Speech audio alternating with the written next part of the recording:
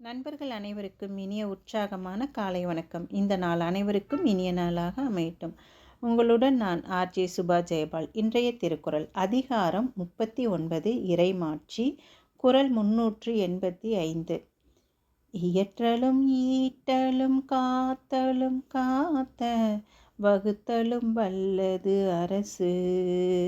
இயற்றலும் ஈட்டலும் காத்தலும் காத்த வகுத்தலும் வல்லது அரசு.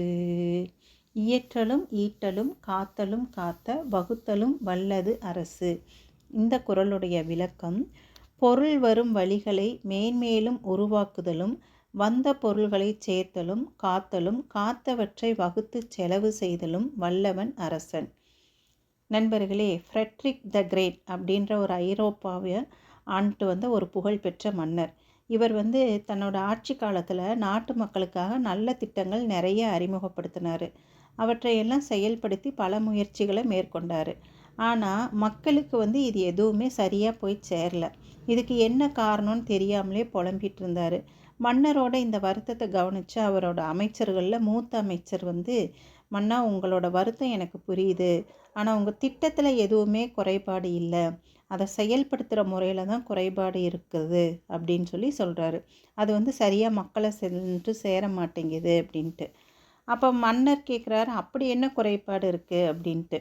இப்போ மன்னருக்கு அது சரியான முறையில் விளக்கி காட்டணும், சொன்னால் புரியாது அப்படின்ட்டு மன்னர்கிட்ட ஒரு விருந்துக்கு ஏற்பாடு செய்யுங்க அப்படின்னு சொல்கிறாரு. அதே மாதிரி மன்னரும் ஒரு விருந்துக்கு ஏற்பாடு செய்கிறாரு. எல்லாரும் அந்த விருந்துக்கு அப்படியே வட்டமாக ஒரு மேசை போட்டு அதை சுற்றி சேரெல்லாம் போட்டு அப்படியே உட்காந்துருக்காங்க. அப்போ அந்த மூத்த அமைச்சர் எந்திரிச்சு மேசை மேலே ஒரு பெரிய ஐஸ் கட்டியை கொண்டு வைக்க சொல்கிறாரு. அதை அவர் கையில் எடுத்து பக்கத்தில் இருக்கிற ஒரு அமைச்சர்கிட்ட கொடுக்குறாரு.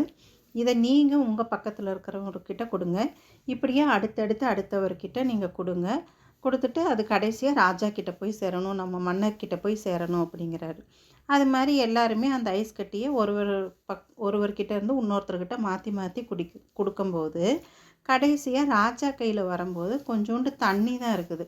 அவ்வளோ பெரிய ஐஸ் கட்டி மன்னரோட கையில் வந்த உடனே 2 சொட்டு தண்ணி தான் இருக்குது. அப்போ மூத்த அமைச்சர் மன்னா, உங்கள் திட்டங்களும் உதவிகளும் பல அதிகாரிகளோட கை மாறி செல்கிறப்போ இந்த மாதிரி தான் பனிக்கட்டி மாதிரி கரைஞ்சி போயிடுது. உங்கள் உதவிகள் மக்களுக்கு சரியான முறையில் கிடைக்கிறதில்ல. அப்படி கிடைக்கணுன்னா இடைத்தரகர்கள் இல்லாமல் நேரடியாக நீங்கள் சேவை செய்யணும் அப்படின்னு சொல்கிறாரு. அதுக்கப்புறம் மன்னர் தன்னோட செயல்பாடுகளை எல்லாம் மாற்றி தன்னுடைய திட்டங்களையும் நேரடியாக மக்களுக்கு சேர வழிவகை செய்கிறாரு. பொருள் வரும் வழிகளை உண்டாக்குவதிலும், பொருளை சேமித்து பாதுகாப்பதிலும், அதனை நல்ல வழியில் செலவிடுவதிலும் சேர்ந்தவர்கள் நல்ல அரசனாவான் அப்படிங்கிறத இயற்றலும் ஈட்டலும் காத்தலும் காத்த வகுத்தலும் வல்லது அரசு அப்படின்னு சொல்கிறாருங்க நம்ம தெய்வப்புலவர் திருவள்ளுவர். பொருள் சேர்த்தலும் காத்தலும் பலம், அதனை நல்வழியில் செலவிடுவதே நலம். நண்பர்களே, இப்போ இருக்கிற நிறைய சூழ்நிலைகளுக்கு, அரசியல் சூழ்நிலை, வீட்டு சூழ்நிலை, இப்படி நிறைய சூழ்நிலைகளுக்கு இன்றைக்கி நம்ம பார்த்துட்டு வர இந்த குறள் எல்லாமே பொருத்தமாக இருக்குது. வாழ்க்கைக்கும் சரி, பொதுவான விஷயங்களுக்கும் சரி, நம்ம வீட்டு விஷயங்களுக்கும் சரி, இந்த மாதிரி திட்டமிடுதல், சரியான செயல்பாடுகள் இது எதுவுமே இல்லாததுனால அந்த செயல்கள் எல்லாமே வீணாக போகுது அப்படிங்கிறது இந்த திருக்குறள் மூலமாக நம்ம தெரிஞ்சுக்கிறோம்.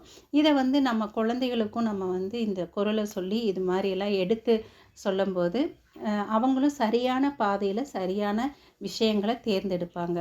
நண்பர்களே, நல்ல கருத்துக்களை பகிர்ந்து நல்ல சமுதாயத்தை உருவாக்குவோம். நன்றி, வணக்கம், வாழ்க வளமுடன்.